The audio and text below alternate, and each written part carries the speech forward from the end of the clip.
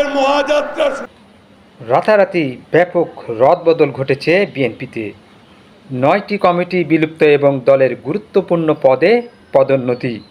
দলের নেতারা কমিটি পুনর্বিন্যাসকে চলমান প্রক্রিয়া হিসেবে দেখলেও অনেকের মতে এটি সরকার পতন আন্দোলনে ব্যর্থতার পেছনে নেতাকর্মীদের যে নিষ্ক্রিয়তা ছিল সেটি মূল কারণ।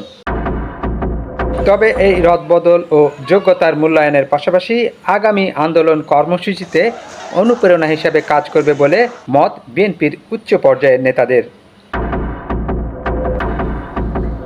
ক্ষমতা ছাড়ার পর 4টি জাতীয় নির্বাচনের 2টিতে পরাজয় আর বাকি 2টিতে অংশ না নেয়ার ব্যাকফুটে থাকা বিএনপি প্রতিবারই চেষ্টা করছে ঘুরে দাঁড়াবার।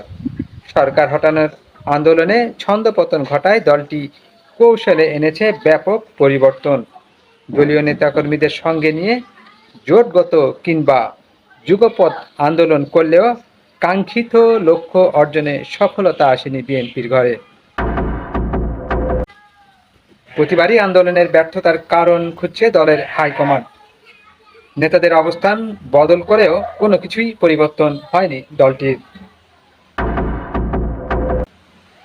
গেল বছরের 28 অক্টোবরের পর ছন্দ হারানো বিএনপি চলতি বছরের 13ই জুন এক রাতে গুরুত্বপূর্ণ 4টি মহানগরী সহ 9টি কমিটি ভেঙে দেয়। এছাড়া পরিবর্তন আনা হয় ছাত্র ও যুব সংগঠনের মধ্যেও। যুবদলের কেন্দ্রীয় কমিটি বিলুপ্তির সঙ্গে সঙ্গে ঘোষণা করা হয় ছাত্র দলের 260 সদস্য বিশিষ্ট কেন্দ্রীয় কমিটি। ভাইস চেয়ারম্যান, চেয়ারপারসনের উপদেষ্টা, যুগ্ম মহাসচিব ও নির্বাহী কমিটি সহ মিডিয়া সেল এবং কৃষক দলও আনা হয় ব্যাপক রদবদল। কমিটিগুলো মেয়াদ উত্তীর্ণ হওয়ায় এমন সিদ্ধান্ত বলা হলেও মূলত সঠিক সময়ে ভূমিকা রাখতে না পারা আর নেতাদের নিষ্ক্রিয়তা ক্ষুব্ধ করেছে হাইকমান্ডকে। এমন দাবিও করেছেন বিএনপির নেতারা। হাইকমান্ড মনে করে এই কারণেই গত আন্দোলনে সফলতার ফসল ঘরে তুলতে ব্যর্থ হয়েছে বিএনপি, যদিও নেতারা বলছে ভিন্ন কথা। চোখ করি ভূমিকা পালন করতে পারছি না, আমার বয়সের টানে হোক, আমি নেগেটিভ অসুস্থতার কারণে, সে কারণে দলের ভারপ্রাপ্ত চেয়ারম্যান সহকর্মীদের সাথে, সিনিয়রদের সাথে আলোচনা করে এই প্রক্রিয়াটা গ্রহণ করেছে।